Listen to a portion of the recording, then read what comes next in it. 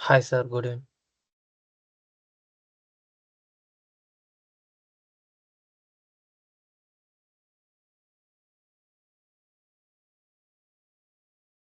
Sir,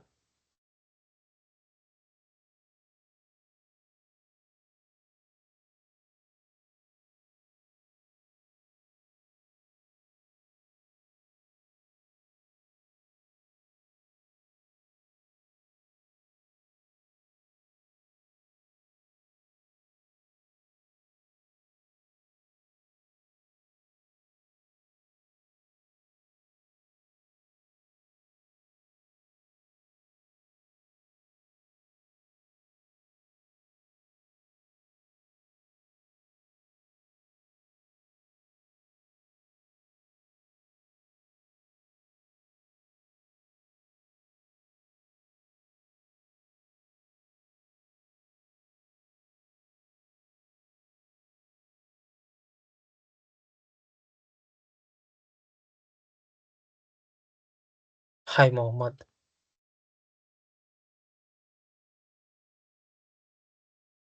Yeah, hi Venkatesh. Mohammed, which board you have?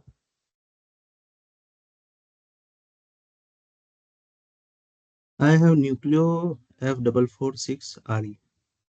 What Vijay has suggested now in that group, same board. Okay, where you purchased website?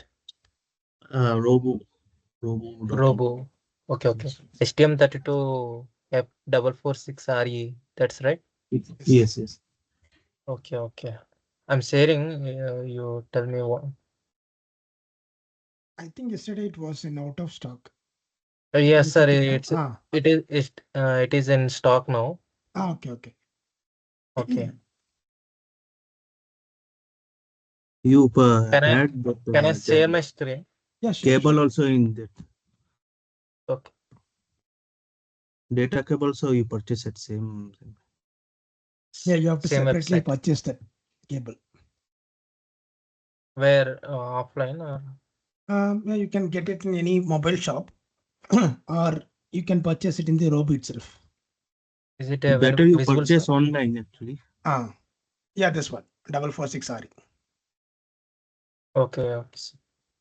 You add that cable also because usually Yeah. that this is not. Can you just go? There is another tab right on the left side. Can you just open that one? No, on the left side tab. Yeah. No. On top, you have opened another Robo, right? In your browser, there is another tab. Left side. 1 minute. Yeah, just click that one. No, the top one. See, there are two ST microlink Nucleo on the top, right? STM. Your browsers on the top. Go to top. The very top. No, not in this Robo page. In your browser. Yeah, just click that one. Okay, now search. There is a search box, right? Yeah, search USB A2 micro. I think it's mini or micro. It's mini, right? Yeah, USB A to mini USB. Yeah, that cable. It is, sir.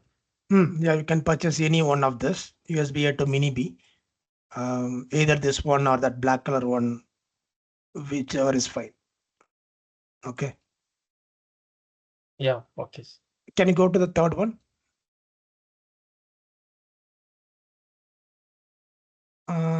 Okay, this is 1.2 meter, which is no longer than the first one and less cheaper also.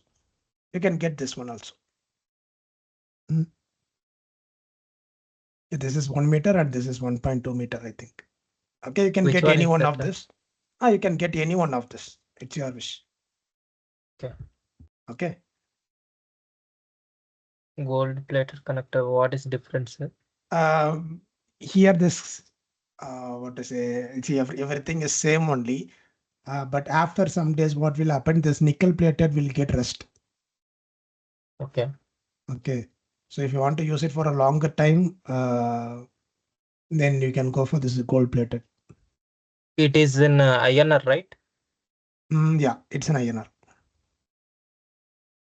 Okay. 85 rupees. Okay, so purchase both board and cable together. Yes, sir. Yeah. This 23 rupees also fine. That will be Yeah, longer. that's 23 Meter also, is but that is very small actually, 30 centimeter. Where is 23? Last. yeah. Okay. Last one. Okay. Uh, and the size is very small.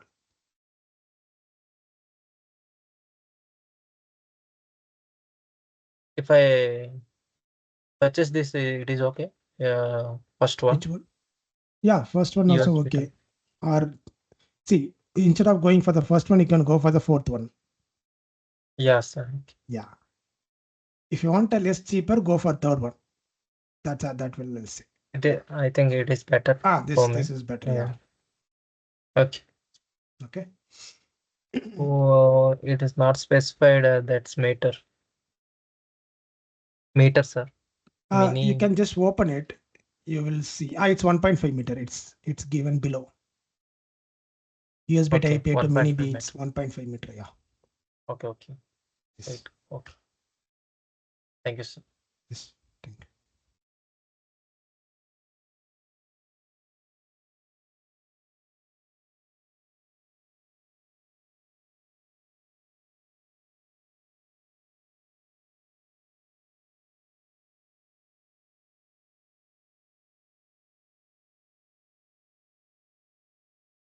So you people haven't done the C++ exam, right? The full module test. Yes, sir. No, no, sir. No. Okay. Can you able to write it on this Friday? Because this Friday I'm actually on leave, so I won't take the class. So instead of that, can you able to write the exam for C++ full module test, 100 marks? I think, sir. You have to revise. Yeah, actually, it's this concept, some different concept. C is Uh, fine, but C++ okay, is like, okay. Okay, then what about Saturday or Sunday? yeah, Saturday, Sunday, yeah, fine. Okay. Yes, okay. I'll just put it in the group. So you can write I it on think we this have Saturday. written C++. I No, remember. C++ you haven't written. Only C, I got the marks. Okay, okay. Sir, there actually in C, some was correct answer was showing. No, it was not correct actually. Yeah, Few yeah. You question I mentioned saw. right. You send me once. Okay, Yeah, that is no issues. I'll recalculate that one. okay. Yes. Mhm.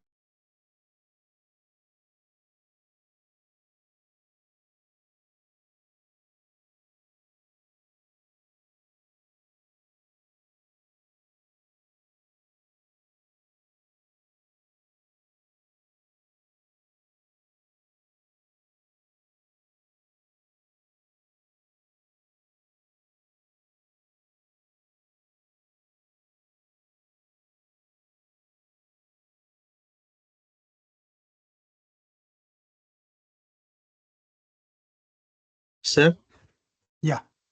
this RTOS is like a software or what it is actually? Which one? RTOS, what we Yeah, study. RTOS is again a same programming kind of thing. We have the same hardware, this STM hardware only. Okay. On top of that, we are going to write a different OS based programming for making it to work in the real time.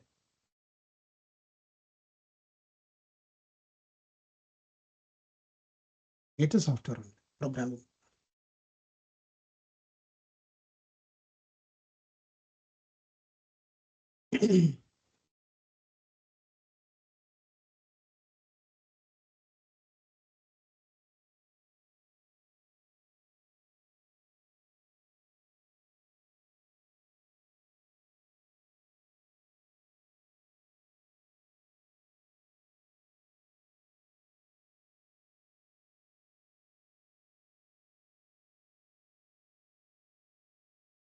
Sir, is it any AI for this embedded system coding? Yeah, we have an edge AI. Like we Edge, can actually edge AI. I already Hmm. listened, but I don't know how to use this. Ah, Edge, see, edge AI is nothing but uh, you're going to train your model on the board, like isn't. like in this NVIDIA board. Okay, Okay, so usually what we will do is we will actually train the model in the cloud. Okay, because okay, our PC or our board is not that much powerful to handle a large data. Okay, so we will usually send this data to the cloud, and in some servers it will train, and that model you can able to download it. Okay, that is a regular AI. Edge AI means you are going to train that module and you are going to deploy that module in an hardware, in a physical hardware, without any cloud is not needed for that. You can able to physically do it with an hardware. Okay, as like how your car is functioning with an ECU, right? It is going to collect the data and train, and it is going to deploy everything in the cloud. I mean, it's not in the cloud; it is on the device. Okay, so that is what called as an edge AI. okay. So for When that I edge have AI, any, you required but- a specific okay, softwares. okay. I mean, When I specific have a hardware. questions Hmm. on this, can I self-learn by the this using this? Okay. Using I what I'm saying, when I have a questions on this, Hmm. I have to self-learning. Can I use this? Yeah. Okay. Yes.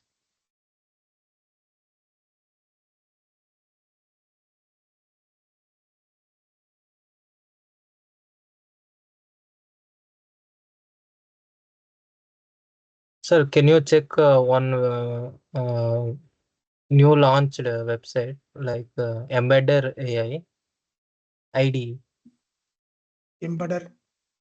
ID new AI launched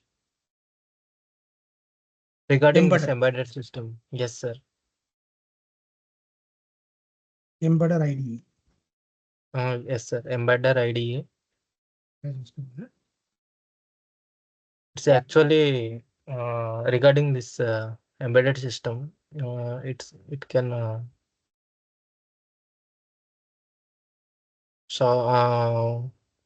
give what I want. Okay. Please check and explain once what you uh, know about it. Mm, okay. Oh, So build firmware on any platform at 10x speed. Sorry, I'll share the screen. This one. yes, sir. Okay.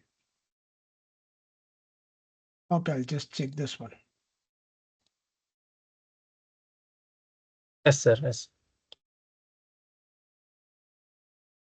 Check and explain what it is actually after. Yeah, yeah, sure. I'll just explain this one. Yes, sir. Okay.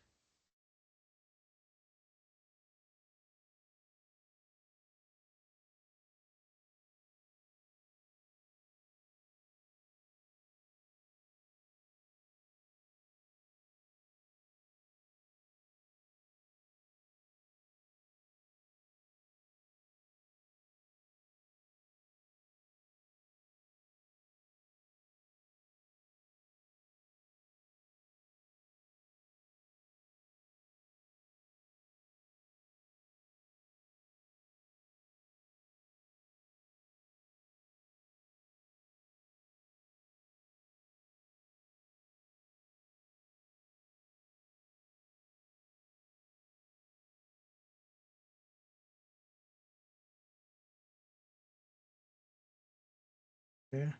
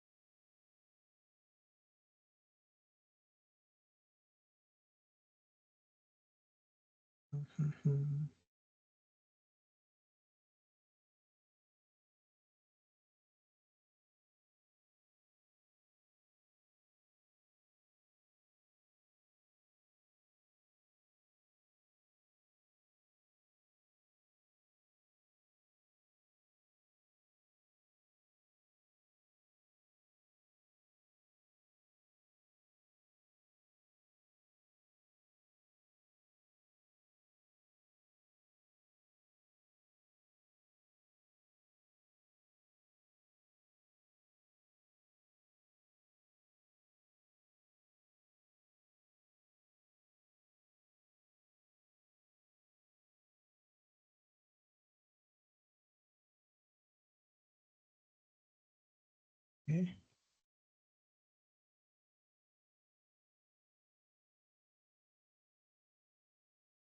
Mhm.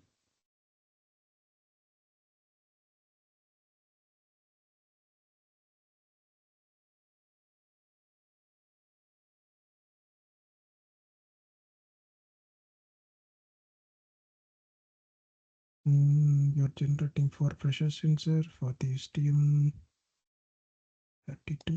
in I2C and C programming language with the static.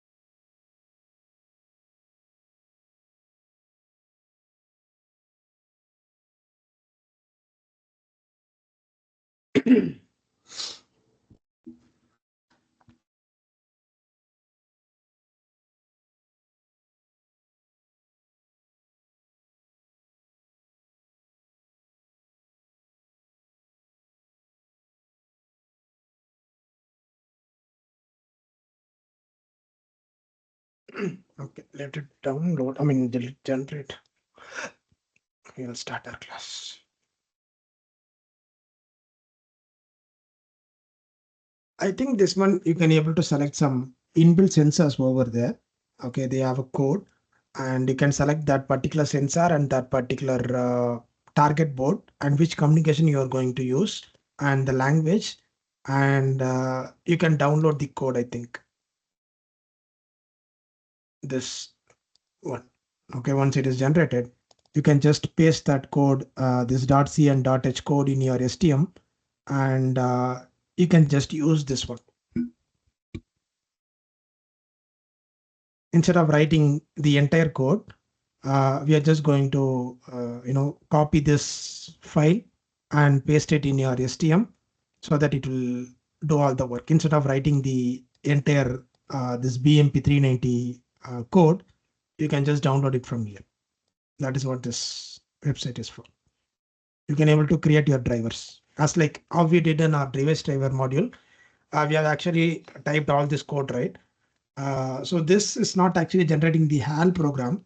Instead, they are actually developing the code in the bare metal only. Okay, they are just giving the bare metal code with the .h and .c file. You can just put as include the .h file, and you can just copy and call this function. That is this embedded fingers. Okay.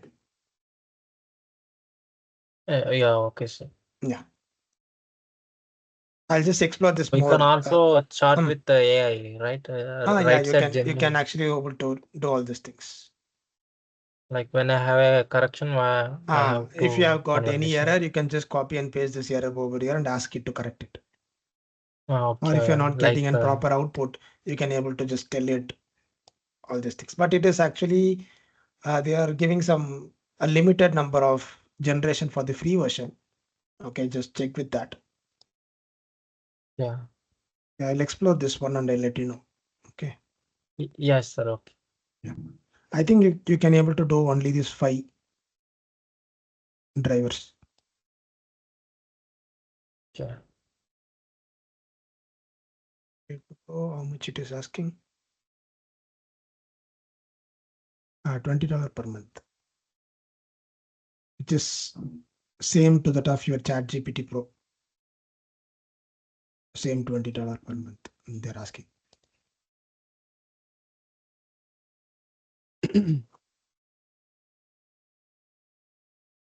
Okay, no issues. We will start the class.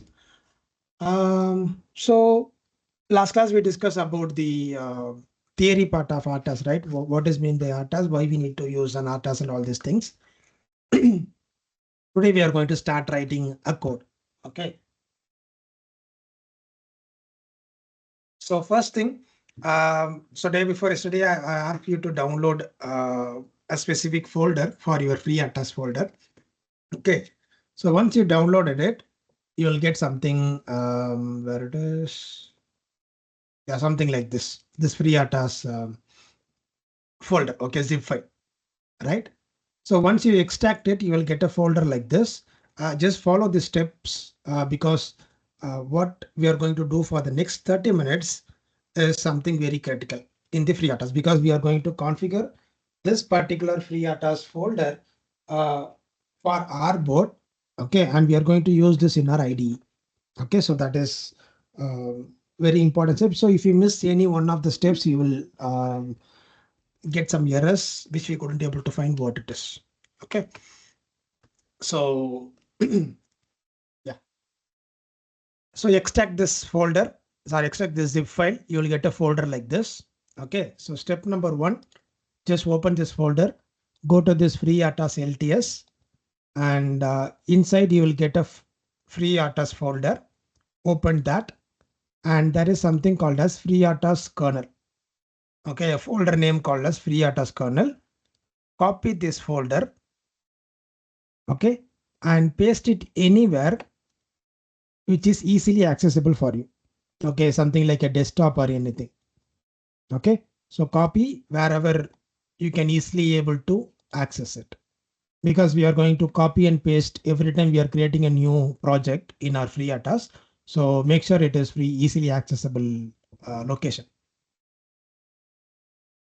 Okay, once again I'll tell, download that software, the link which I shared, right? Download that one. You will get a zip file somewhere around 23 MB. Extract it. You will get a folder. Inside this folder, inside this free RTOS LTS, inside this free RTOS, you will get a free RTOS kernel. Okay, copy this and paste somewhere which is easily accessible to you. Okay, so my free RTOS kernel folder is over here. I'm just opening it. Okay, so this is my free RTOS kernel folder. Okay, you will get something like a 20 different items. Okay, we are not using all these 20 items here. Keep this include folder, portable folder, and all the C files. Okay, and delete everything else. Okay, so just Control A, unselect this include folder, portable folder, this C file, this one, this, and this. Okay, delete everything else. This text document, this examples, internet shortcut. Okay, this MD file, delete everything. We only require this include portable, these C files. Okay, so I'm just going to delete everything. Once you delete, you will get a 9 items.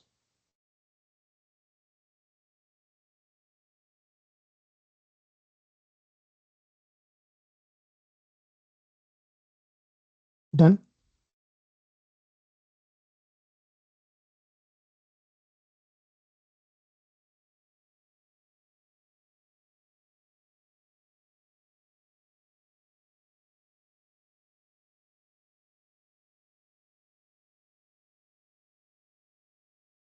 You people have to do this parallelly. Okay.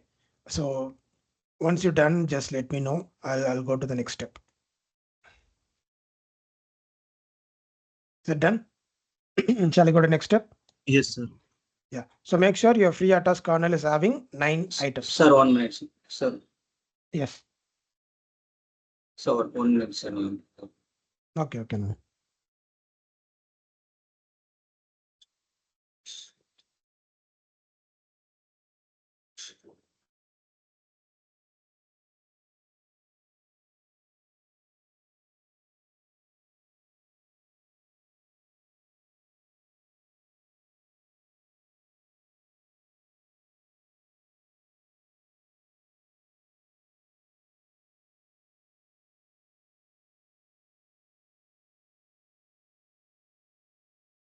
Sir, okay, sir.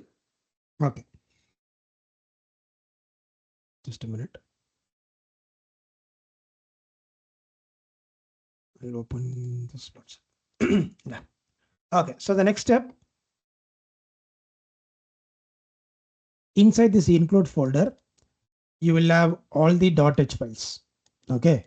These are your header files that is specifically for your free RTOS. Okay. So leave it as it is. We are not going to do anything inside this folder. Now go inside this portable folder. Okay. If you open this portable folder, there you will find multiple compilers. Okay. You can find an arm clank. Okay. BCC, Code Warrior. Okay. And you'll find a GCC, Kale Microvision. Okay. And then we'll be having an MP lab, right? And we will have this third party software owns everything. These are multiple compilers. You are going to use it. Okay. Now, yesterday itself, I told you, right? This free RTOS is actually supporting 40 different architectures. Okay. So these are some of the compilers that particular architecture is using. For example, if you are using an PIC microcontroller for RTOS, then you need to keep this MPLab folder. Okay. So what we are currently doing is we are configuring this free RTOS folder as per our board. Okay. The board which we are going to use. Okay. So these steps are not standard. This is for our particular board. If you're using a different architecture or a different board, you need to configure these folders based on that one. Okay.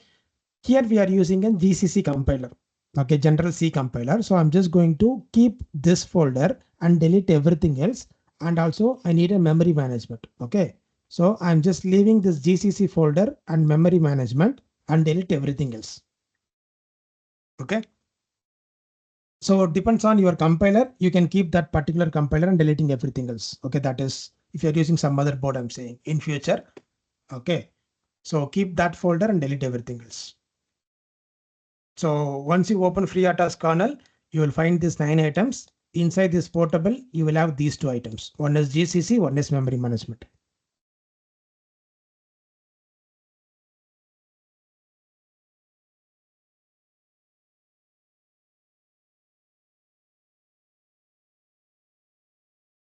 Done?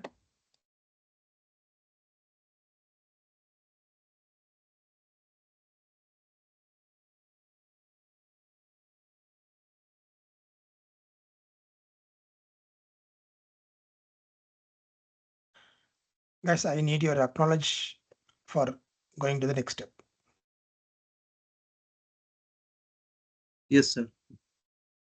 Okay, others. If you want me to wait, just tell me. I'll wait it here until you finish. Or else I'll go to the next step.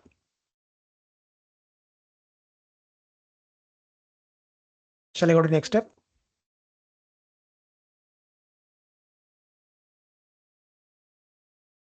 Yes, Okay. sir. Yeah. So now I have 2 folders. One is my compiler folder, GCC, and the next one is I have a memory management folder. Okay. Now I'm just opening this GCC folder. Inside this GCC folder, you can find there are multiple architectures that is supporting the GCC compiler. Okay. So here we are going to keep only that particular board or only that particular architecture we are going to use. Okay, you can find an ARM architecture over here, and you can find an AVR Atmega. Okay, and you can find an RISC-V architecture. Okay, and these are your Xilinx. Okay, so this is your Infineon Tricore. Right, so you will find a multiple architectures over here which are supporting GCC. Similarly, if you have some other architecture, then you will have that architecture's board list. Okay, here we are going to use an ARM architecture. Inside ARM architecture, on the first class, I told you, right, there are multiple Cortex M series are there. Cortex M0, M3, M4, M7, M23. Okay, these are Cortex versions, right? Now we need to check which is our Cortex version. Okay, so my 334 board, and if you are using any other boards, something like an 446, okay, all these things are Cortex M4 series. Okay, so you just need to keep that particular folder and delete everything else. Okay, if you are using some other boards like a G series or something, G0, something like that, you need to keep the CM0 folder and delete everything else. Okay, if you don't know what is the version, just go to the Google and search your board. Like I'm just searching my STM32F334R8T6. Okay,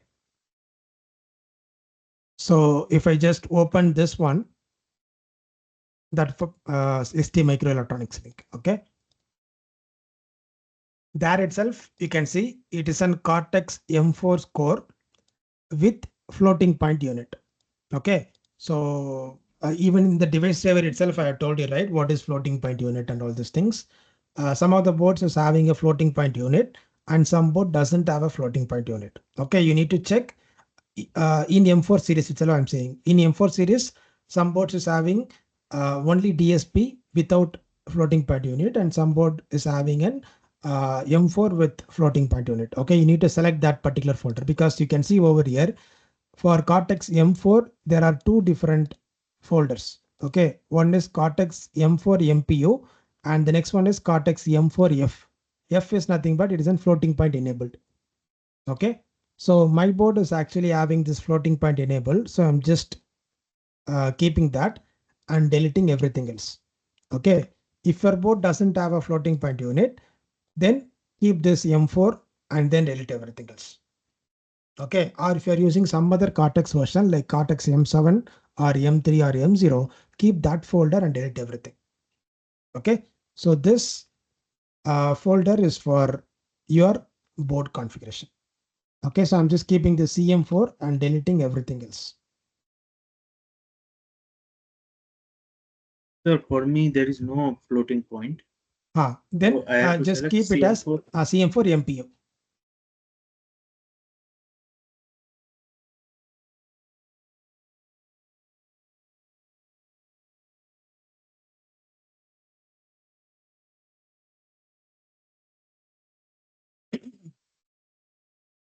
Okay, done.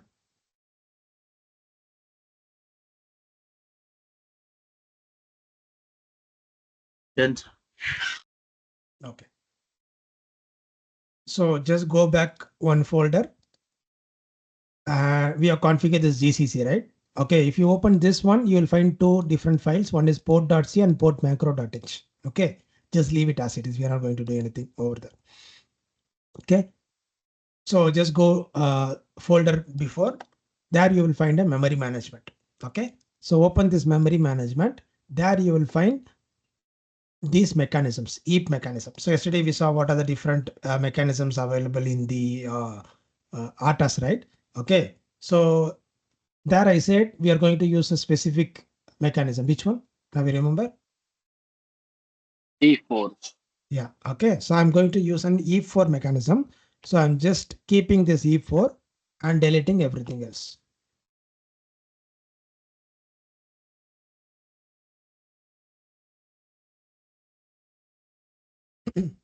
Okay.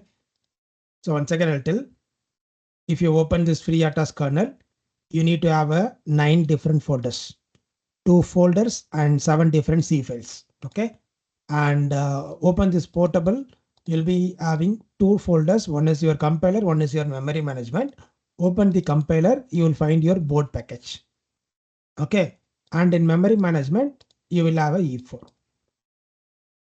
Okay. So this folder you need to configure for each and every individual boards you are going to use for the RTOS.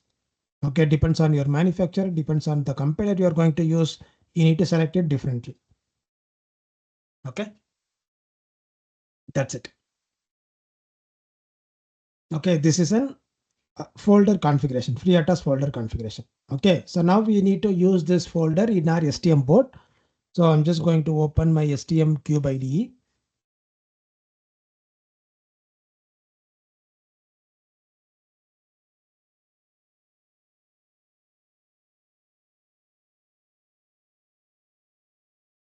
Okay. Okay, now I'll just give this as it is.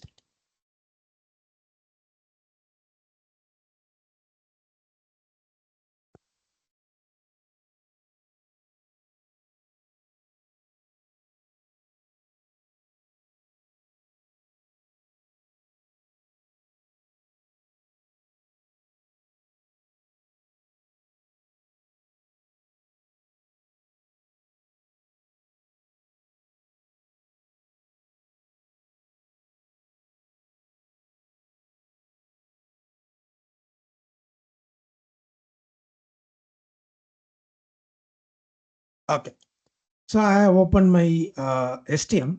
Okay. So you can either use it here, okay, or these are actually, this contains like my device driver codes, right? Okay, if I don't want to merge my device driver code with RTOS, you can actually open a new workspace also. Okay, so if you want to change the workspace, I'll tell you how to do that. Go to File, and there is something called as a Switch Workspace. Okay, so if you already have a folder, just open that or click Other and then click Browse and select wherever you want. So I'm just going to create a new folder called as free RTOS underscore class. Okay, I'm just going to use this folder like, so sorry, it's inside the device driver. Okay, so this is free RTOS underscore class. I'm selecting this folder. Okay, so I'm just giving it as an J desktop free RTOS class. Okay, I'm going to use all my free RTOS projects inside this particular folder. Okay, this is not mandatory. If you want, you can use this in the same project explorer. Okay, all your device driver code and your free RTOS code will be available in the same folder. If you want in a different folder, then do this one. Okay, so once you select this particular location, click launch. So it will launch your STM in that particular workspace.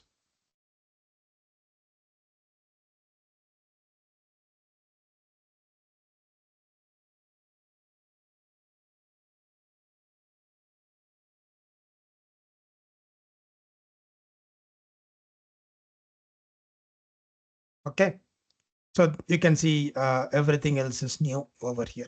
I don't have any other previous thing. Okay, now in this folder, I'm just going to create a new project as like how I did for my device driver. A same thing, file, new STM32 project. Okay, it will download the package again because we are using a different folders, right? So it will again download the package.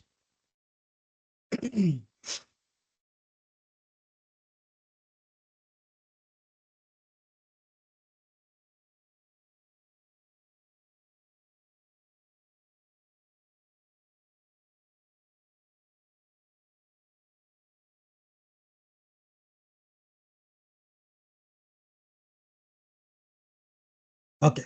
So again, the same, the board configuration page or board selector page. Okay.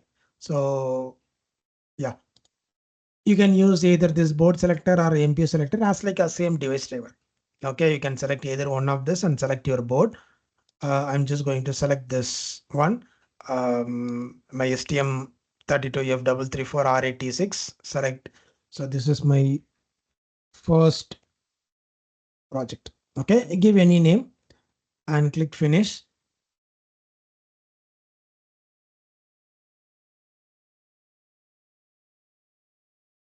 It will create my IOC file.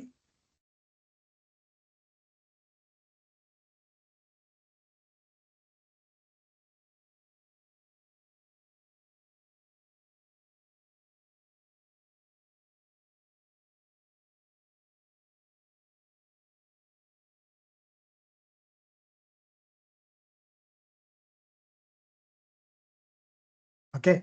So all these steps are same as like your device driver. Okay. Nothing is changed. Uh, we are not going to configure as of now yet. Okay. Just close this IOC.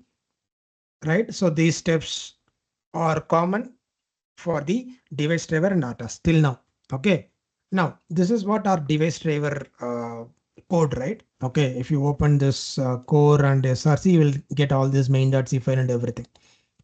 This is your device driver. Now we are going to convert this device driver code into an free RTOS code. Okay. For that, we configured a folder, right? This free RTOS kernel folder. Okay. Wherever you have copied and pasted it. Okay. Now copy that particular folder and right click your project and paste it here. This is step number 1. Okay. So we know that FreeRTOS is nothing but it is a software code that is going to convert your normal microcontroller into a real-time system. Okay. So that software code we have actually copied and pasted in your project. So whenever you are downloading this code into your microcontroller, this will convert that into a real-time system. Okay. So that is what this code is going to do. Okay. So this is step number 1. Right click and paste it. You will find this folder over here.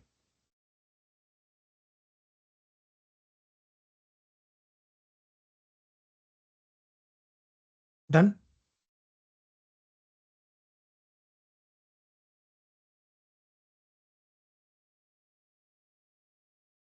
Yes, sir. Okay. Now step number 2, right click this FreeRTOS kernel folder. Okay. And go to properties. Okay. Inside this properties, there is something called as an C++ build. Okay. Click that. You will find something called as an exclude resource from the build. Okay. This is enabled. That means whenever we are click this build icon, it is telling exclude this particular folder from the build. Okay, so when you click this build folder and build icon, this folder will not execute. That is what this checkbox is for. Okay, I'm just removing this checkbox. That means I'm including this resource whenever I'm building it. Okay, so uncheck it and then click apply and close. Okay. Now, when you click this build icon, you will get some 17 different errors.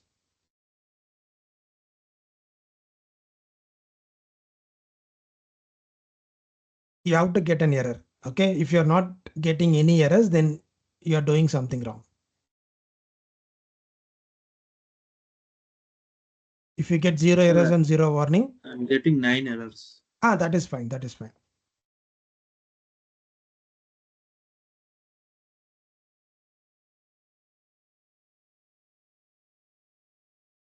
Done. Yes. Okay. Okay. So the error says this FreeRTOS.h, no such file or directory. Okay. Everywhere. That means we have actually included this folder, right? Okay.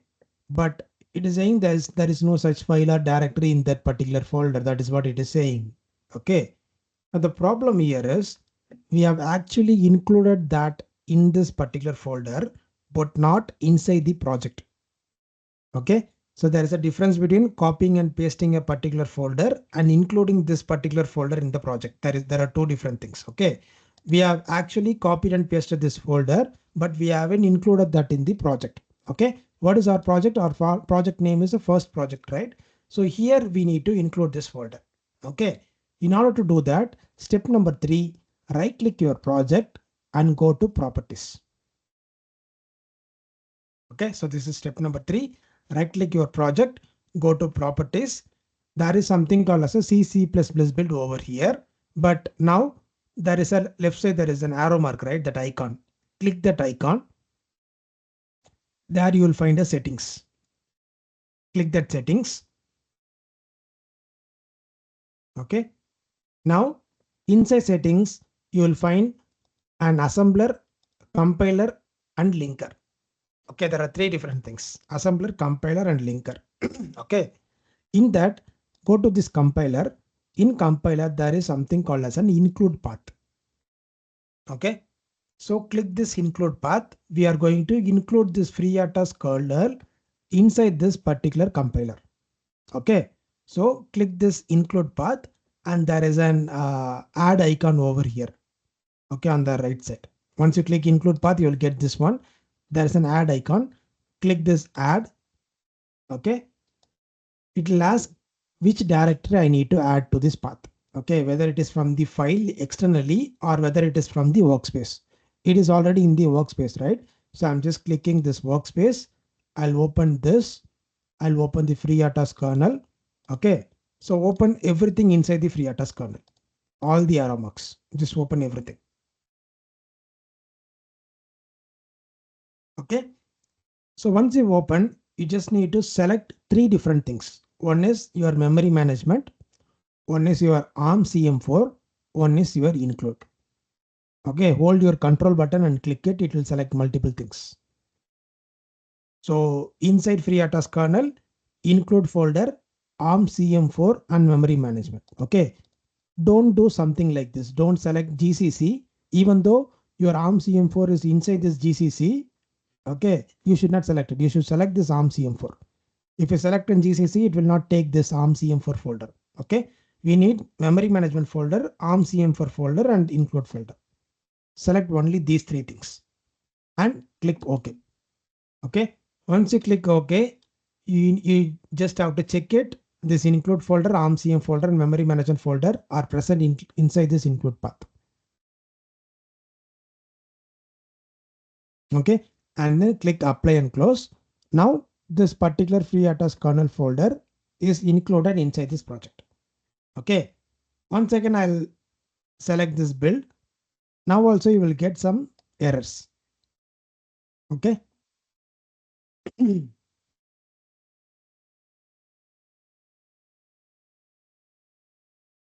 So these errors are, so last time it is saying freertos.h is not find, right? So this time it is saying freertos config.h is no such file or directory. Okay. So we need to include the configuration.h file, which is not by default available in your FreeRTOS kernel folder. Okay. That is this FreeRTOS kernel is, I mean, your FreeRTOS website is not actually providing this configuration.h file. Okay, we just need to manually create it. So I already have one. I'll just put it in the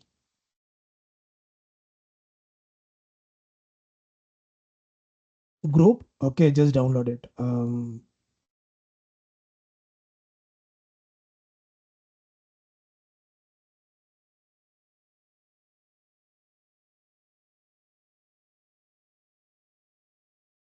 Okay, download this particular .h file.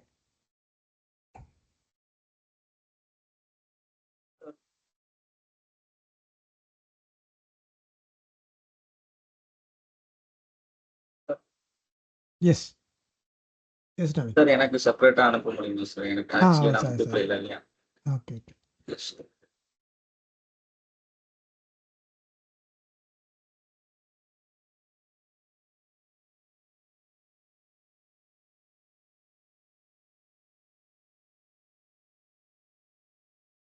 Okay, sure.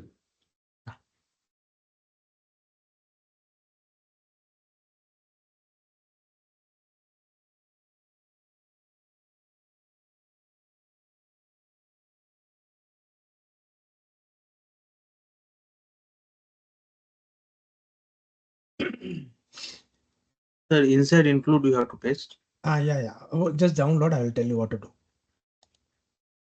Okay, so once you're downloaded, copy this FreeRTOS config.h file and paste it inside this FreeRTOS kernel include folder. Okay, so just paste it here. Uh, just a minute, I'm getting a call.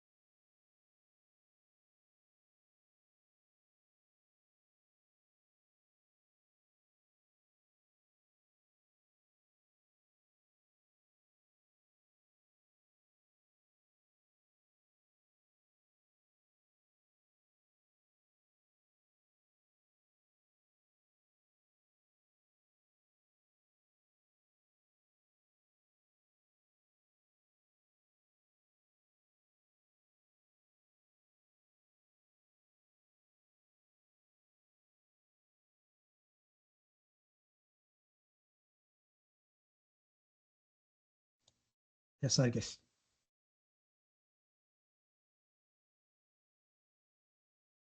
Okay, so copy and paste it inside this include folder. Okay, so now your include folder should have this FreeRTOS config.h. Okay.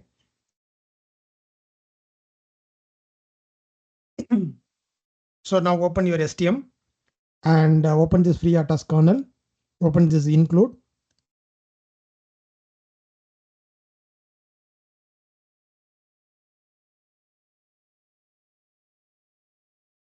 Okay. So from next time, your FreeRTOS config.h file will present here. Okay. So this time you have to manually copy and paste it. So just go to this include folder, copy this FreeRTOS config.h file, and then paste it. Open your FreeRTOS kernel, open your include and right click your include and paste it here. Okay. So your FreeRTOS config.h should present inside this include folder. Okay. So from next time, you just have to copy and paste this FreeRTOS kernel. This step you can avoid it from next step. Okay, this FreeRTOS config.h copy and paste. Only this time you have to do it manually. Okay, so now build your code.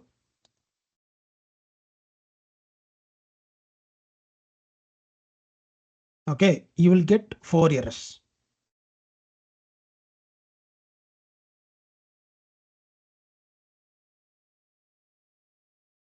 Okay, so once you copy and pasted this FreeRTOS config.h file, okay, once you click build, you will get 4 errors. Okay, just kindly everyone acknowledge you are getting this 4 errors. 35 errors. I'm getting 35 13 errors.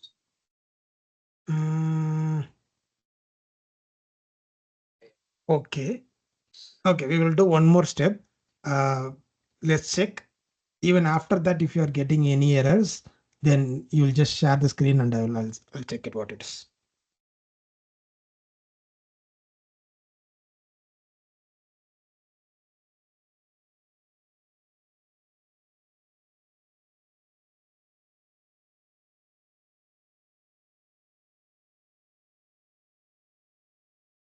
Okay.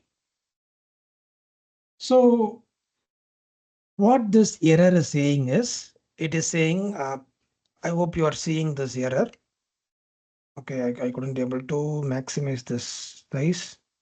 Okay, it is saying multiple definition of SVC handler, multiple definition of pendable SV handler, multiple definition of system tick handler. Okay, these three errors are coming. Okay, that means this SVC handler, pendable SV handler, and system tick handler, all these things are declared two times. Okay, why it is declared two times is it is actually present when you are uh, you know generating the code in the STM. That is, your STM is actually providing these three handlers. Also, the folder which you have copied and pasted, that FreeRTOS kernel, that folder is contained this SVC handler. Okay, and pendable SV handler and system tick handler. Okay, so that's why it is saying there is a multiple declaration of these two files. One is your STM generated, one is your FreeRTOS generated. Okay, we actually going to use an FreeRTOS generated only, not an STM generated. So we need to manually disable your STM to not to generate these three things. Okay, so that is what we are going to do now. That is step number 4. Open this IOC file.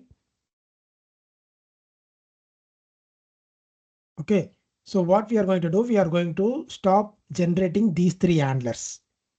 Okay, that is our job. Okay, so now we are going to configure this IOC page. Okay, so first thing, open the system core. As usual, this RCC, make this RCC as an bypass and this crystal ceramic as it is. Okay, and then go to sys.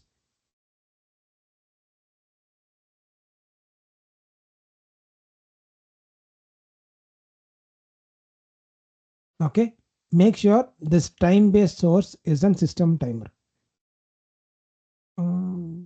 Okay, so make sure this time-based source is something like a timer 3, timer 6, something like that. Okay, so in our device driver, what we will do, we will just keep this as a system tick timer, right? Here I'm just going to make it as some other different timers. Okay, that is another thing. Third thing, go to this NVIC.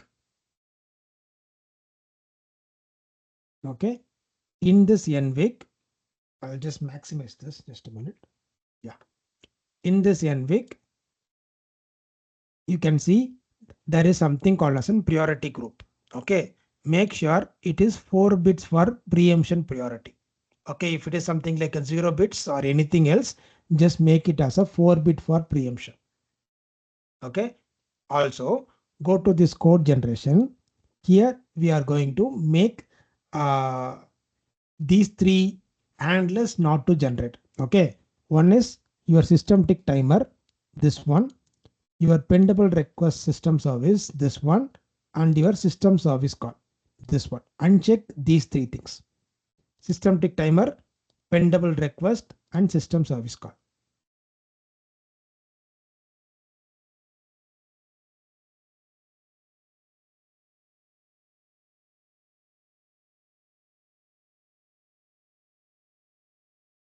Okay, so uncheck these three. That is like generating the code. Okay, I'm asking not to generate these three handlers. That is what this uncheck is. Okay, once you are done this, plus Control S and then click Yes for generating the code. Now these three things will not be generated by your STM. Okay, that will be automatically present inside your FreeRTOS kernel folder. Okay, once you did that, again click build. Now you have to get 0 errors and 0 warning. Yeah, so 0 errors and 0 warning. Okay, so is anyone else getting error even after all these steps? So I'm getting 13 errors. 13 errors. Okay, we will check others.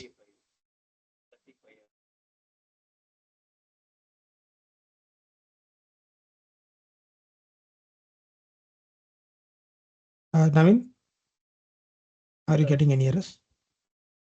Example, one is 35. 35 errors. Okay, okay. Others?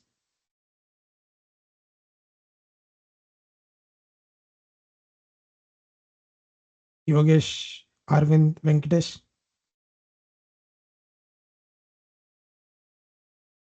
See, these steps you need to do for each and every project you are creating in the FreeRTOS. Okay, so make sure you are clear with the steps. If not, just ask me. See, once you create 3 or 4 projects in this module, then you will get all these things memorized. Okay, but initially it will be a little bit struggling to do all these steps correctly. So if you have anything, just let me know. I'll just explain it once again. Okay, now we'll just check this error. First, Mohammed, yeah, can you just share your screen?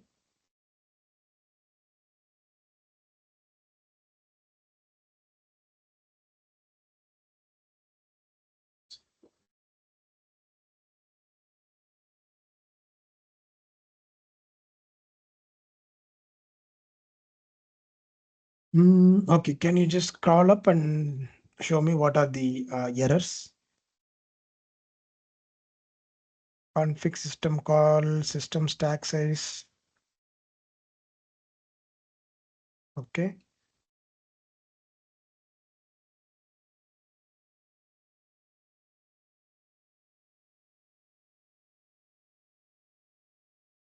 Can you just scroll it to the right?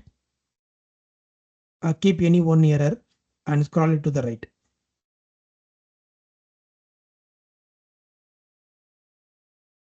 Config system call size undeclared here.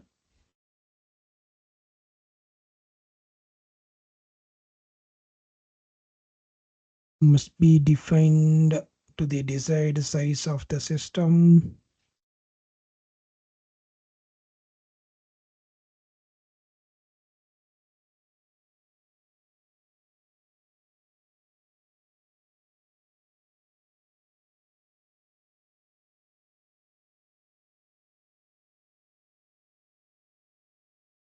Okay. And just close this one.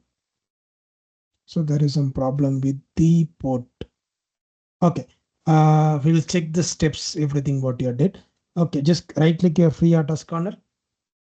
Navin, just follow the same steps again. Okay, what I'm saying to Mohammed, just follow the same step The and need check. to connect the board, sir. No, not needed, not needed. Okay, go to properties.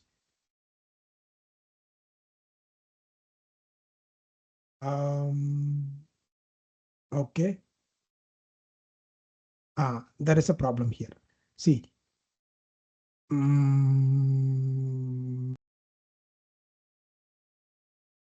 Okay. On the right side, you have actually copied and pasted that folder in this include path. Okay. That is not what I said. I said you need to include that path in the project. Okay, not inside this include path. Okay, let's check this one.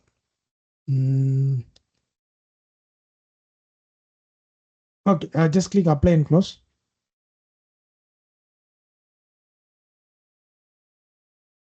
Okay. Now right click your project. Go to properties.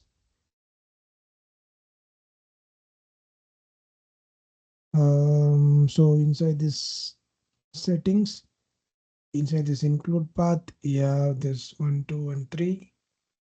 Okay.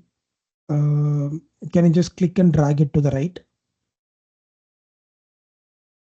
That scroll bar on the bottom. Which one? Yeah, a little up. You have that scroll bar right on the bottom of this include path. I just want to see this entire path. Okay, ARM CM4 MPU portable. Okay. Include folder. Yeah, click apply and close.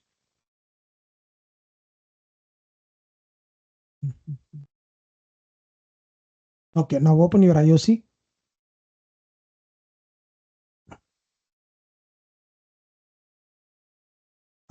Okay, click it anywhere. Okay, press Control M. Control M. M, yeah, maximize. Okay. Can you just click and drag this configuration a little bit up? I couldn't able to see anything.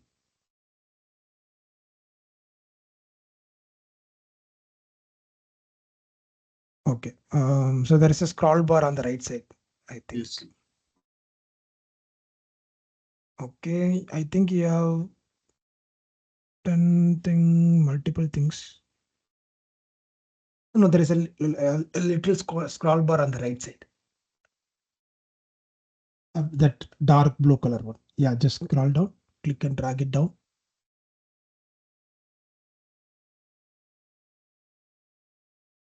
Okay, so system tick timer, pendable request. Okay, scroll up. And system service. Okay, scroll up. Up. No, scroll up. Yes. Scroll up. Hmm. Mm-hmm. Okay. Okay, done. So that is fine. Okay, go to RCC.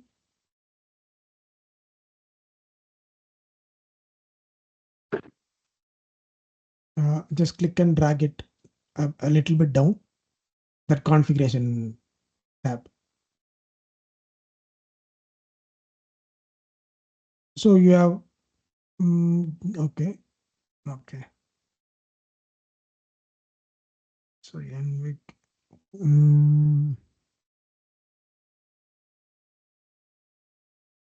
Okay. Just press Control S.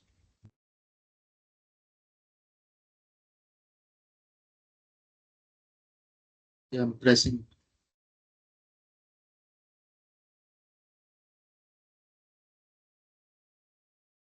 Control S, no? Yeah. Generating the Yeah, code. nothing. Yeah, I'm pressing. Okay. It's not showing up. Okay, no issues. Go to project and generate the code. Yes.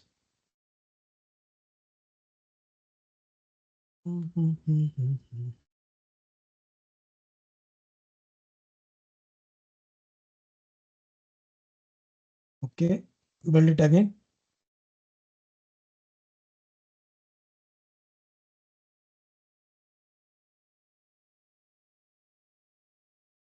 Scroll up.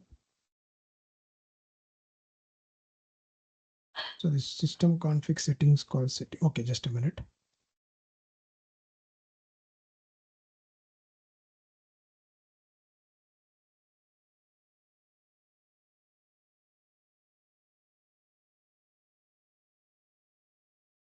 Sir, how to make this font smaller? It's too big. Which one? In IOC and all, no, it's like what in your it is smaller font size and all. In my system, it's very big. Okay, go to Windows. The window on the top. No, not this one. In IDE there is a window, right? Yeah. Go to preference.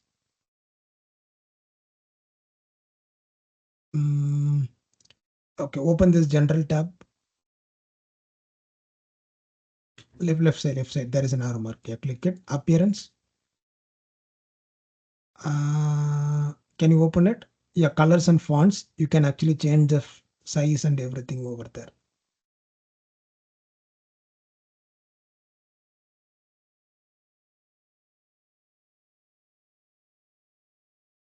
Click anyone. Basic. Yeah. Or can you just click this editor? Actually, the size is 10 only. I don't know why it is looking too big for you.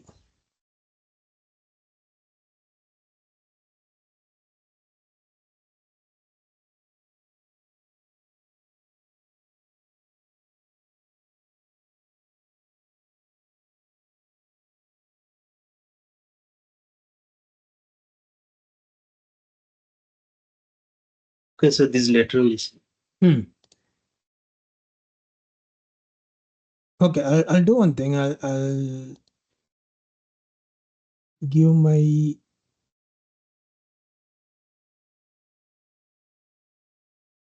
FreeRTOS configuration folder to you in the group. Okay, and Naveen, for you also, just paste it here and then check whether you are getting the same error.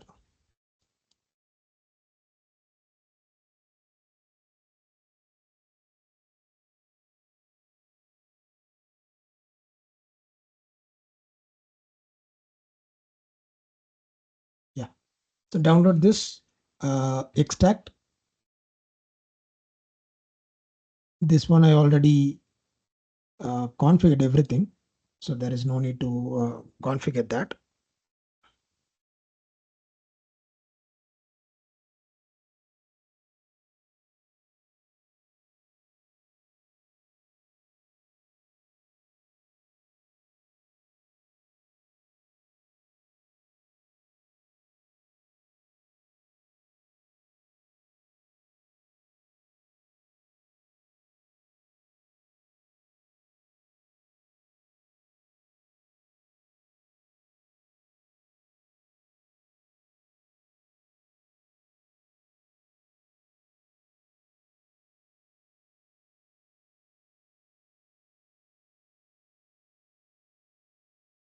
This I need to copy. No? Yeah, just close this what you have configured. Copy the folder which I have given to you. Copy this folder. Okay, go to your IDE. Okay, right click your FreeRTOS kernel folder, delete it. Okay. Okay, similarly, right click your project folder, go to properties, properties. Remove those 3 locations. There is a delete icon. Yeah, click it. Naveen, do the same thing. Click apply and close. Rebuild index. Okay. Now right click your project and paste.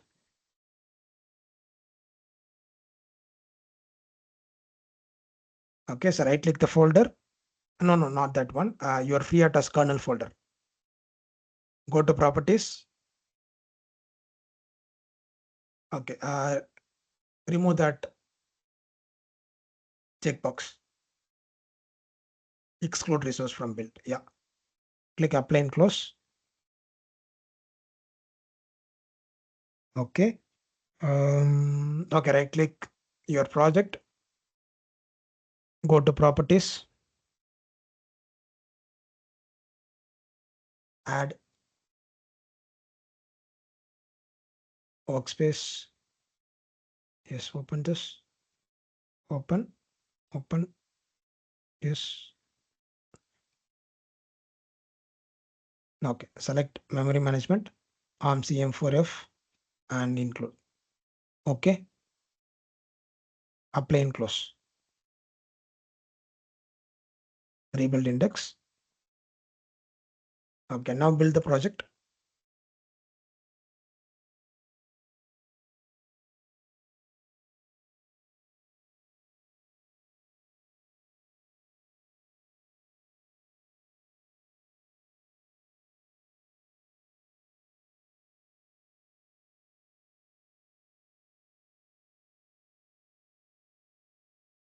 Okay. Okay. Yeah. So you can use this folder instead of that in your next project. Okay, Naveen. உங்களுக்கு நடுவுல miss பண்ணிட்டேன் புரியல. நடுவுல நான் miss பண்ணிட்டேன் sir கொஞ்சம் இப்போ screen share பண்றேன் sir Ah, just okay, press okay, okay, okay, okay.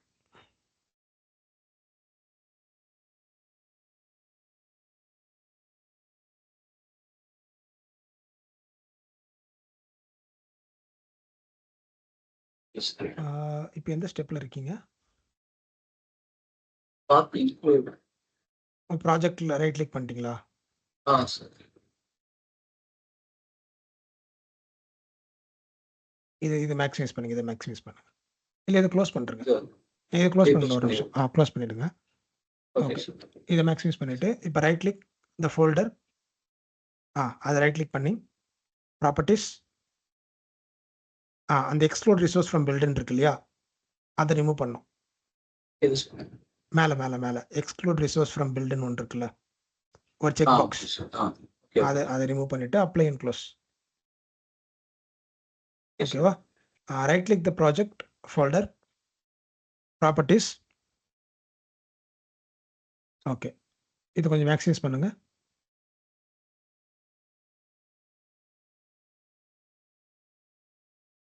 சரி, ஆல்ரெடி இருக்க அந்த கர்னல் ஃபோல்டர் இது எல்லாத்தையுமே டெலிட் பண்ணுறேங்களேன். இந்த ஒர்க் ஸ்பேஸ்ன்னு இருக்கு இல்லையா, ஒர்க் ஸ்பேஸ்னு ஆரம்பிக்கிற எல்லாமே டெலிட் பண்ணுறேங்க. Please. Restore பண்ணலாமா sir? Restore shift defaults. இல்லை. சரி, ஓகே, ரீஸ்டோர் டிஃபால்ட் கொடுத்துருங்க. சரி. ஓகே, மறுபடியும் திருப்பி லெஃப்ட் சைடில் கம்பைலரில் இன்க்ளூட் பாத், DCC. கம்பைலரில் இன்க்ளூட் பாத் கீழே இன்க்ளூட் பாத் இருக்கும். Okay, add workspace, open FreeRTOS kernel, open include, open your portable GCC, open GCC. So select GCC எடுத்துருங்க, GCC வேண்டாம். CM4 ஆக மாட்டேங்க sir. Select. இல்லை, நீங்கள் வேற எங்கேயா கிளிக் பண்ணீங்கன்னா அது போயிடும். சரி, சரி. மெமரி மேனேஜ்மெண்ட் கிளிக் பண்ணுங்களேன். சரி. CM4 include folder. சரி. Okay, click OK. Okay, apply and close, rebuild index. Okay, இப்போ பில் பண்ணுங்க.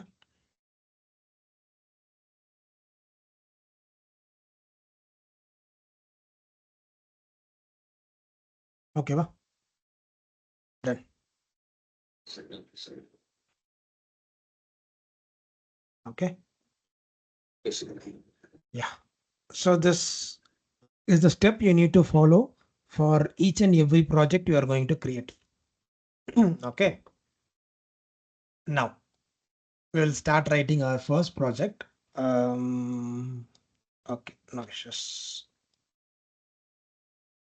Time, yeah, okay. So before writing this project or before writing this program, we just need to know one more thing. Okay, so where it is, yeah.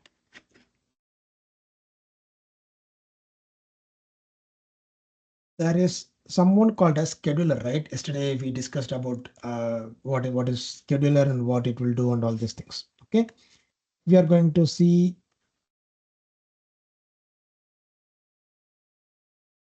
much more deep into that. Okay, there are, okay, in our FreeRTOS we call all our functions as task.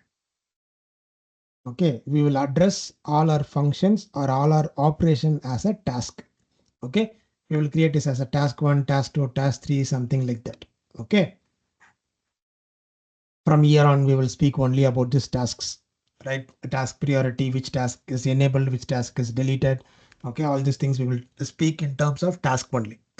Task is nothing but it is a function. Just keep it simple. Okay, now this task can go to 4 different stages in your FreeRTOS. Okay, and your scheduler is the one who is going to make it available or make it move into these 4 different stages. Okay, we will see what are these 4 different stages. First one is your ready state. Okay, I'll just write it down. First I will draw.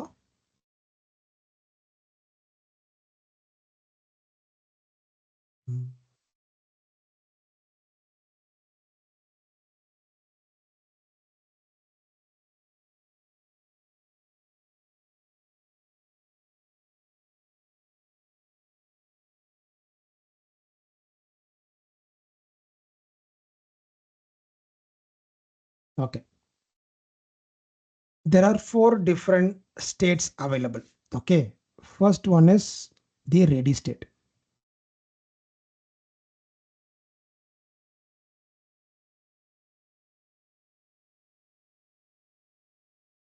Okay. The next one is running state. Then we have blocked state. Then we have suspended. Okay. So there are 4 different states available for any task. Okay.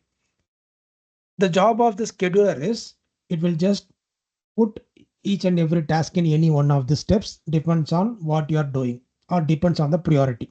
Okay. Whenever you are creating a new task. So let's say you are creating a new task. Okay. So whenever you create a new task, that task will be available in the ready state. For example, I am creating 2 different tasks called as task number 1 and task number 2. Okay. Task number 1 as an high priority and task number 2 as a low priority. Okay. So what happens? This task number 1 and task number 2 will be in the ready state. Okay. So as like our clock pulse in the device driver, in FreeRTOS, we call that as a system tick. Okay. Ticks. There is something called as a ticks. Okay. System tick, all these things. It is nothing but that is a pulse as like your clock pulse. Okay. Here we will address it as a system tick. For each and every tick, the job of the scheduler is to check this ready state if there is any task which has an highest priority than the current running task. Okay, that is the job of the scheduler. Okay, so first you are creating a 2 new tasks, task number 1 and task number 2. Task number 1 has an highest priority, task number 2 has a low priority. Okay, now what will happen in the first tick? Your scheduler checks the ready state. Okay, task number 1 has a high priority, right? Now what will do? It will take the task number 1 from the ready state and it will move it to the running state. Here it will put the task number 1. Okay. Now your task number 1 is running. Okay. And the next tick again, what it will do? It will check the ready state if there is any task which has an highest priority than the current running task. No, because task number 1 is the high priority and task number 2 is a low priority, right? So what will happen even in tick number 2, this will be keep on running this task 1. Again, task number 3, it will check the same thing. Again, task number 4, all these things are let's assume it is doing repeatedly. Now what is happening is we are creating a new task that is called as a task number 3, which has an highest priority as compared to task number 1. Okay, once you are creating it, what will happen? Task number 3 will present here, right? Okay, on the next tick, your scheduler is checking the ready state. Okay, now there is one task which has an high priority than the task number 1 which is currently running. Now what will happen? This task number 1, it will be moved to the block state. Okay, from the running state, and your task number 3 will be moved to task number, will be moved to the task running. Okay, in this tick. Okay, this blocked state is a temporary state. Okay, your task will not permanently present over there. It is a temporary state. Now what happens after few time, this blocked state, whatever it is present, it will go to the ready state. Okay, and your task number 1 will present here. Okay, again the same thing for the next tick. Again your scheduler will check if there is anything which has a high priority than the current running task. So if it is anything, it will put to the block state. From the block state, it will come to ready. So this cycle will happen repeatedly. That can be done by your scheduler. Okay. This switching between ready state to running state to block state to ready state. All these things can be handled by your scheduler. There is no need for the user interference over here. Okay. This can be done based on the priority. We call that as a preemption method. All right. Yesterday we saw what is a preemption method, right? So this is what called as a preemption.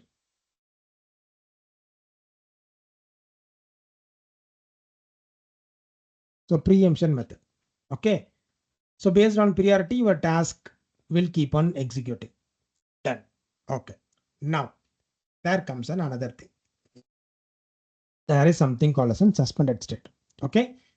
If you want any task to be not considered for running for a quite amount of time. Okay. Then you can manually move that task to the suspended state. Okay. So this suspended state is a permanent state. Okay. There are some APIs. By using that, you can move your task to the suspended state. Okay. So there is something called as an vtask suspend. We will see this API in our example. Okay. Once you give this particular API for a task, for example, let's say you are moving task number 1 to the suspended state, means now task number 1 will present in the suspended state for an infinite amount of time unless until you are manually moving from suspended state to ready state. Okay, it is a permanent state. It's not like your blocked state, it will move automatically. This is a permanent state, it will present over here. Okay, now your scheduler will only check task 2 and task 3. It will not consider task 1 since it is not available in the ready state. Okay, if you want to move from the suspended state to ready state, again you have to give an API called as vtask resume. Okay, this connection is this movement is an user based one. Okay, we are your scheduler is not actually suspending any task. We have to give these two APIs for suspending and resuming the task. Okay, so these are the 4 different states your task can move. And the suspended state is not only between the ready state, it can actually move from any state. You can suspend a task from anywhere. Even from the block state, you can suspend. Even the current running task can be suspended. Okay, simply you just have to give vtask suspend over there to suspend any task. Okay, the main example or the real-time example is let's assume okay, whenever you are starting your automotive, that is your car, let's assume you are starting your car. Okay, whenever you turn on the ignition, there is a code which has to check the connection of all the ECUs. Okay, I'm writing a code to check whether the ECUs are connected properly. Okay, so that code has to be running for only one time whenever I give this ignition. Okay, so that can be having the highest priority. So when I start this ignition, it will be in the running state. Okay, after some times when it check everything, we can move that to the suspended state. Okay, after that, that program set of program will not be executed throughout this entire journey. Okay, unless until I manually move it to the resume state to check the condition of the ECU. Okay, so that is an example for the suspended state. So if you want a task to be running only for that particular amount of time, and then after that I don't want to disturb it, then you can manually move it to the suspended state. Okay, so these are the 4 different states that can be handled by your scheduler. Okay, the important job of the scheduler is it will not leave your CPU in the idle condition. Okay, so that is the main job of the scheduler. It will not allow your CPU to be in idle. Okay, that means any one task has to be executing in the running state. Okay, it will not leave this running state blank. Any particular task has to be Now keep on running. That is a job of a scheduler. Okay. It will go further. Like, let's assume you are not creating any of this task. Okay. Now your running state will be in the idle condition, right? Okay. Now what will happen? Your scheduler itself will create a task and we call that as an idle task. Okay. And it will execute in this running state. Okay. That is the job of a scheduler. It will never leave this running state in the idle condition. Okay. Even though we don't have any task, it will create its own task and it will put in the running state. That task is having a least priority. Okay. So that even if you create a single task, that task will overwrite the idle task. Okay. So that is the power of a scheduler. The scheduler is the one who is making your free RTOS alive. Okay. So that is the job of scheduler. We just need to know this before we are going into the program. Okay, clear with this? What's the job of scheduler? What are the different states available for the task? Okay. Any doubts in this?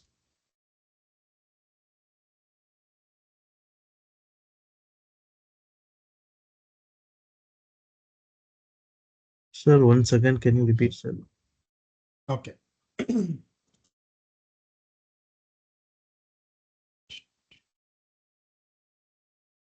Right. So there are four different stages or four different states available in the free RTOS. One is ready state, one is running state, one is blocked, and one is suspended. Okay. Now what will happen? Color is not used. Okay.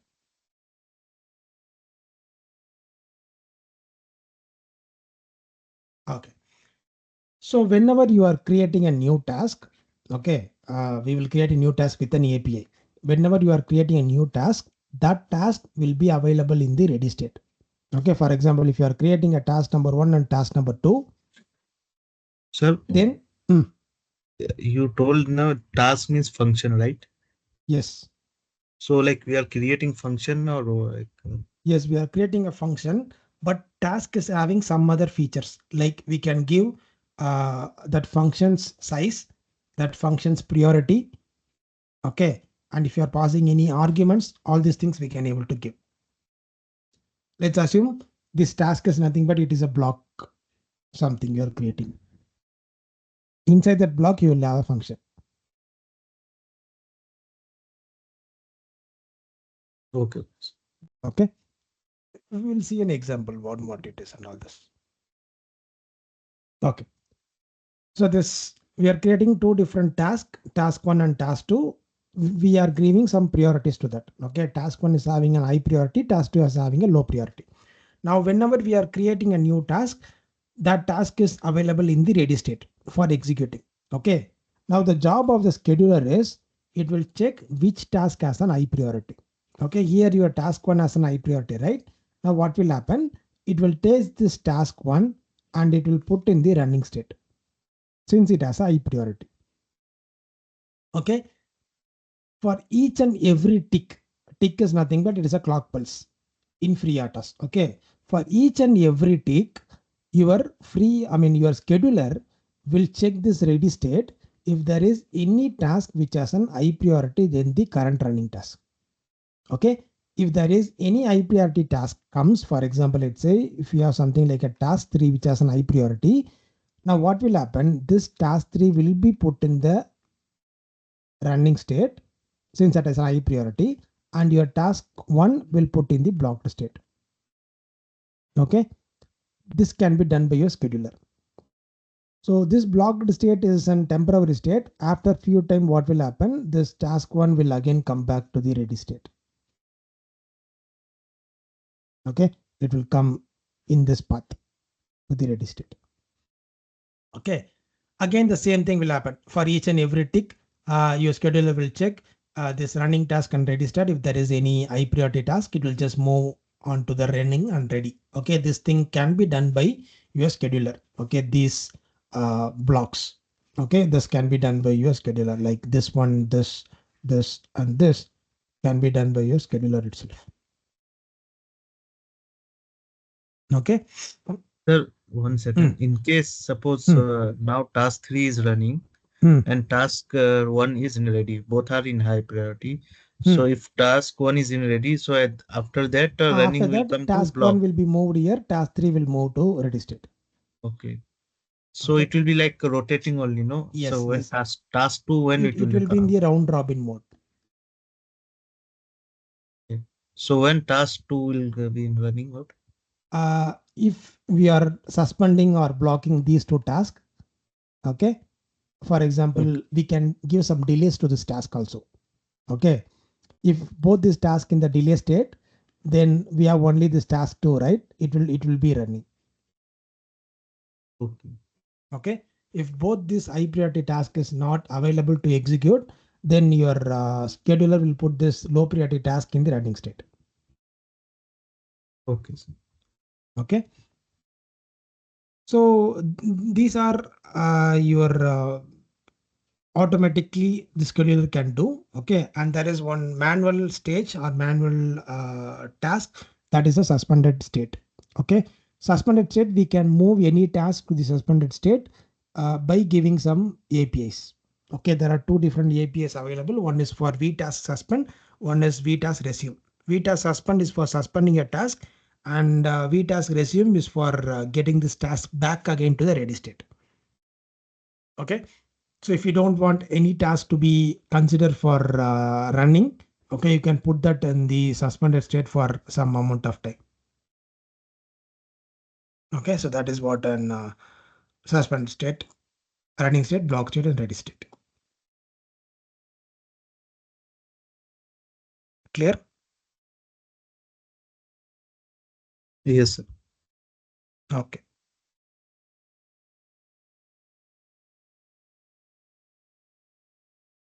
Yes. Okay, so now what we are going to do, we are going to start writing the code. Okay. So our first thing is we need to create a task. That is our first thing. Okay. So go to this free RTOS website. As like I already told you, this free RTOS website is having all the APIs which you are going to use. Okay. Our first step is we need to create a task. Okay. So the API we are going to use over here is an xtask create. This is the API we are going to use. So just open this one. It will tell what is this API and how many parameters we are going to use. Okay. And all these things, what is the parameters and everything is given over here. Okay. And there is an example code also. Now, in order to create any task, we just need to use an API called as xtask create. Okay. That is the API we are going to use. So this xtask create is having in 6 different parameters. Okay. We will see one by one what are these things. Where it is. Yeah.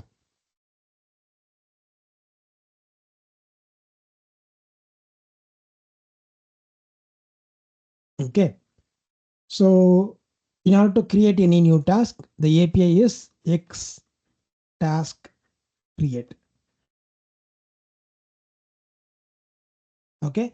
And it is having 6 different arguments inside this API. Okay. So the first argument is the task function name. Okay. So I already told you each and every task is nothing but it is a function only, right? So you just have to give the function name for that. That is the first argument. Okay, you can give any function name, something like a task one, or something like an LED blink, or something like temperature sensor or alarm system, whatever it is. You can give any function name that is a user defined one. Okay, and the second parameter is you can give a name for this particular task. Okay, this name is for our understanding. It will not be considered for the programming purpose. Okay. For example, if you are debugging, you are creating some 10 different tasks.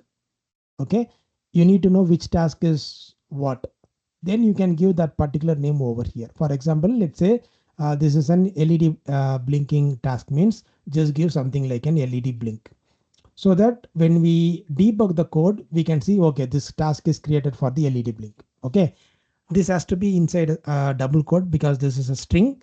This is for our own purpose debugging. We can give any name for that. You can give your name also. There is no issues in that. So this is the second parameter. Okay, so first parameter is a function name. Second parameter is the string. Okay, you can give any string constant name. And third parameter is the stack size. Okay, as we already discussed, your task is going to use an heap mechanism. Okay, that means you can able to create the size during runtime.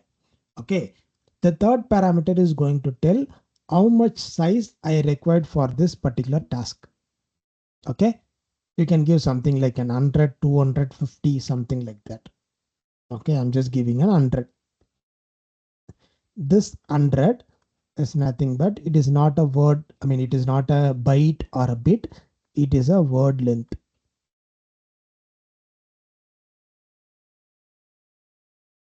Okay, word length means if it is an 32-bit microcontroller, your word length is 32. Okay, if it is an 8-bit microcontroller, your word length is 8. If it is a 16-bit microcontroller, your word length is 16. Okay, so depends on microcontroller. This size may vary. Okay, you can give 100, but depends on microcontroller.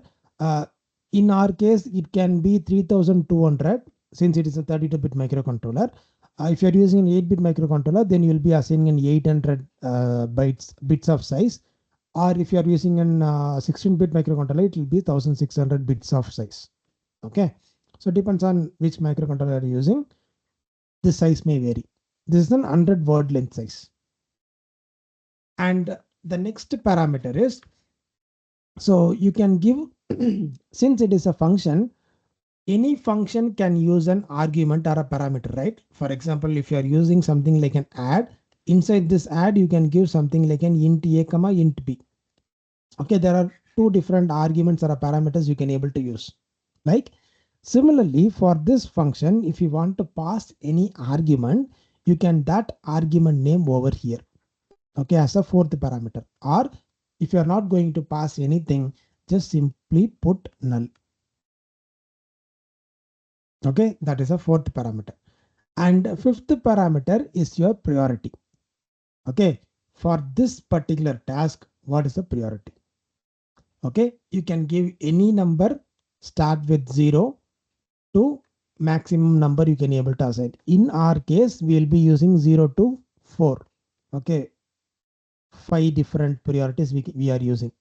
Okay, here 0 is the least priority and 4 is the highest priority. Okay, you can give same priority number to multiple tasks also. It's need not to be always unique. You can give a same priority number to multiple tasks.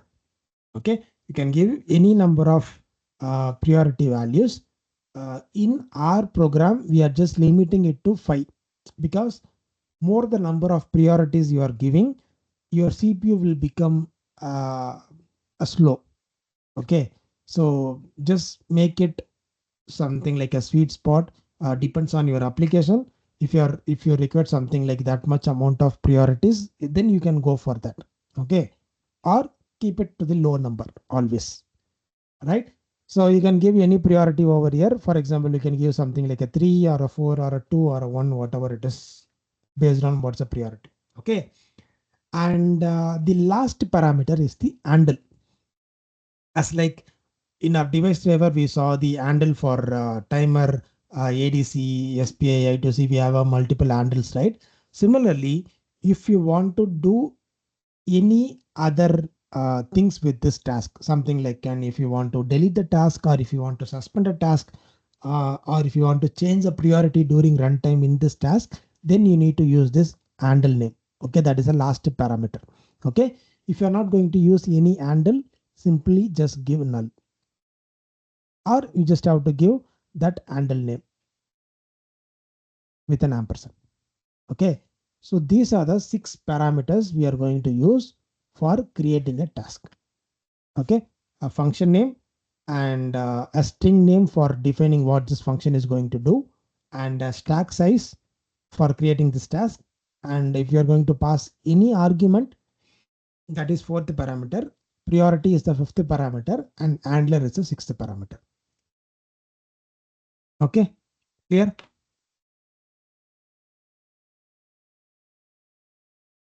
handler மட்டும் ஏதாவது example Handler, okay, for example, இங்க நம்ம முன்னாடி பார்த்தோம் இல்லையா, we can manually move to the different states. இங்க suspend state. Okay, இந்த we task சஸ்பெண்ட்குள்ள நான் எந்த டாஸ்கை சஸ்பெண்ட் பண்ண போறேன்னு சொல்லணும். ஓகேவா? அப்ப அந்த டாஸ்க்குன்னு ஒரு நேம் வேணும். அந்த நேம் தான் இந்த ஹேண்டில். ஓகே, ஃபார் எக்ஸாம்பிள் இங்கே வந்து நான் T1 அப்படின்னு ஒரு நேம் தரேன்னு வச்சுப்போம். ஓகேவா? ஸோ நான் என்ன பண்ணுவேன்னா வி டாஸ்க் சஸ்பெண்ட் ப்ராக்கெட்ல T1 அப்படின்னு கொடுத்தேன்னா இந்த T1 டாஸ்க் சஸ்பெண்ட் ஆயிடும். Okay, that is handle name.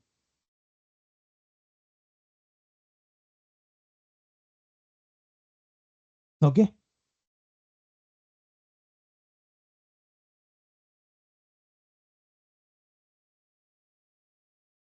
கிளியரா? இல்லை வேற ஏதாவது எக்ஸாம்பிள் சொல்லணுமா? Clear? For others, if you have any doubt, just let me know. Sir, example, can you repeat, sir? Which one? This handle, just now you Handle explained. example. Okay.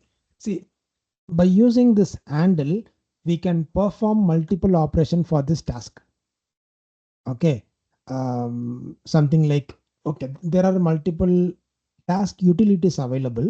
You can go to this free RTOS web page. There are some task utilities, right? Okay.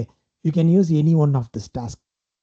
Task control. You can go to any of this task control. Like you can delay a task, or you can set a priority, or you can get a priority. You can suspend a task. You can resume a task. You can abort a task. Okay. All these things can be done by using this API. Only thing is, it will ask which prior or which task I need to suspend, or which task I need to get a priority from. Okay. So we need to give some name for that particular task. That name is called as an handler. Okay. This is your function name. It is going to perform some operation. Okay. Something like an LED blinking, or something like an I2C communication, or something like an SPI communication. It is going to perform some operation. Okay. This is for your application. This is for your task itself. Okay, if you want to delete the task, or if you want to suspend a task, or if you want to change the priority of the task, okay, all this task control can be done by using this handler. We will see an example for that. Okay, no issues, but just know what that last one is it clear what this handle is Yes, going to yes. do? Okay, so I thought of starting a new program. Okay, let me do one more thing. We will start writing program from tomorrow, because we just need to do more things. Okay, I'll just explain you one more thing. There is something called as ITM code. Right, let me check it in the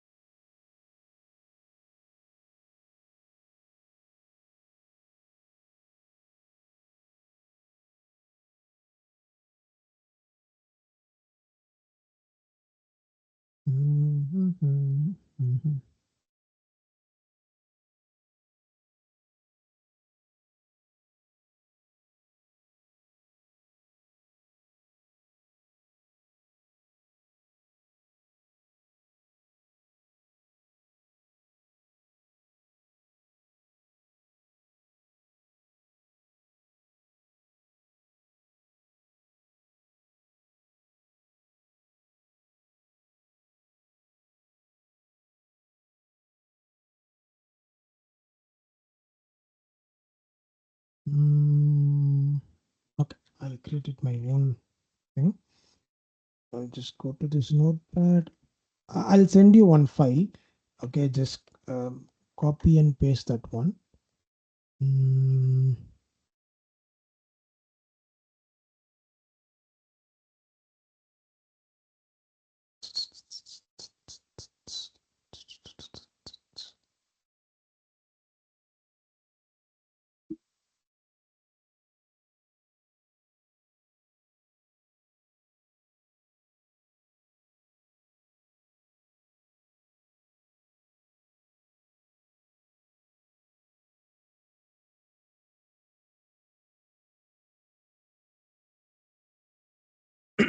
mm,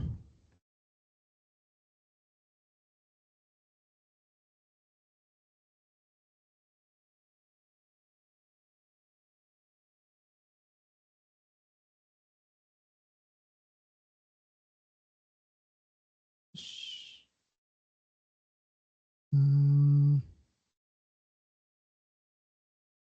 a minute.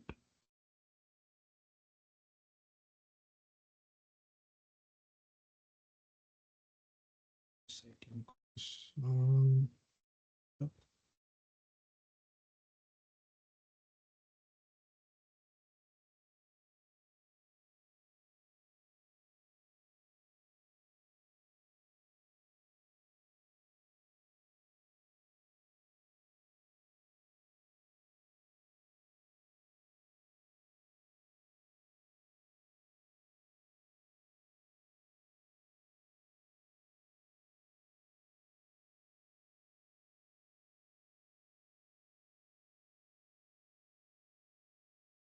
Okay. So this is the ITM Zencar code. Okay. Save the desktop ITM underscore send. Okay, I'll send this text document to you people in the WhatsApp. Uh,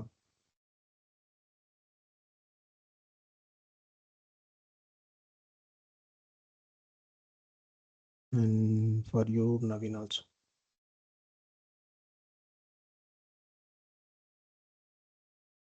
Okay, download this one. I'll tell you what this ITM Zencar is. Okay, your STM or your free RTOS doesn't know what a printf statement is. Okay, you can simply put an printf over here and print some, even though it is a C program. Okay, you can't be able to put a printf statement here. Okay, it will not work. Something like, and if you put an hi, okay, it will not work or it will not print anything, right? But we can actually do something with, there is something called as an ITM. Okay, why I asked you people to buy this M4 series architecture is M4 series is having something called as an SWV. Okay, serial wire viewer, SWV. Okay, just write it over here. There is something called as an SWV, serial wire viewer. Okay, inside your core architecture, let's say this is your core architecture, here you will be having something called as an SWV. All your data will be passed through this SWV only. Okay, you can actually take this data from this SWV for a debugging purpose. Okay, that is what called as in serial wire viewer. We can take this data for a debugging purpose. So what we are going to do, we are going to take the data from the serial wire viewer and we are going to convert this into a printf statement. Okay, and we can able to visualize by using this printf statement over here. Okay, so that is what we are going to do right now. Serial wire viewer in STM32. I'll just show you the image.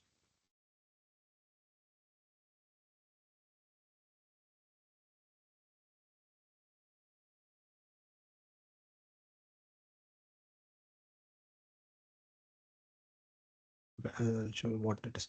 Okay, so we are going to configure a thing for converting your serial wire viewer data into an printf statement. Okay, so that particular file is called as this ITM code.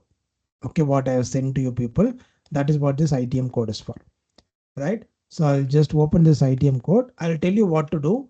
This step is not mandatory in the free RTOS. Okay, what we did previously, that is with the mandatory step. You just have to do that same step for each and every project. Whenever you are going to use a printf statement in your program, then only do the step which we are going to do right now. Okay, if you're not using any printf statement in your program, then you can skip this portion, what we are doing right now. Okay, so for that printf statement, just copy this ITM code which I have sent to you. Okay, go to your project. There you will find a core folder. Open this. There is an SRC folder. Open this. Okay, inside this SRC folder, there is something called as a system call.c. Okay, open the system call.c, and there you will find the system call functions, a predefined system call functions. Okay, after this header file, paste the code which you copied. Okay, this text file, copy everything and paste it after this header file. Okay, and this file is located inside a core folder, src folder, system call.c. Okay, once you pasted it, copy this name, that is itm underscore sendcar. Okay, copy this, just scroll down. There you will find something called as an write function. Okay, so you are having a default something like an input output put character. Okay, inside a write folder. I'm just going to remove this inbuilt function and I'm going to use this itm sendcar function. Sorry, I'll just copy this volume. Okay, copy this itm underscore sendcar and paste it here. Okay, it has to be something like itm underscore sendcar inside bracket this pointer plus. Okay, what we are doing is we are just taking a character pointer and we are just sending it through the ITM so that I can easily able to visualize it via this printf statement. That is what this ITM is going to do. Okay, I'll tell once again, copy the text document, paste it after this header file. Okay, copy this ITM underscore sendcar, not this bracket, only this name. Scroll down a little, you will find a read folder and write folder. Okay, don't change anything inside the read folder. Go to the write folder and instead of this IO put char, replace it with ITM underscore sendcar. That's it. Save this Sir, file. where we have to paste, sir? Inside syscall.c. Okay. Okay, syscall.c is inside core folder src syscall.c. In your project, there is a core folder, right? Open that, you will find an src, that is source code. Open that, you will find a syscall.c. In that first is In that, after syscalls.c. after this header file, just paste it.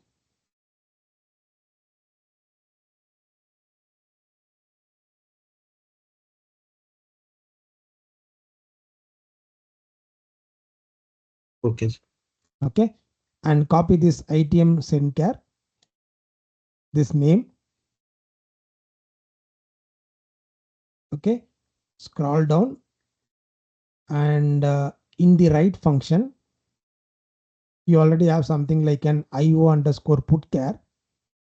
Replace that with this ITM sendcar, what you have copied there.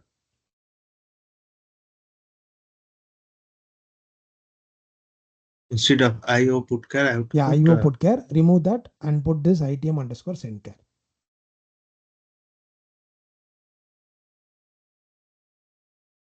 that's it, sir. That's it.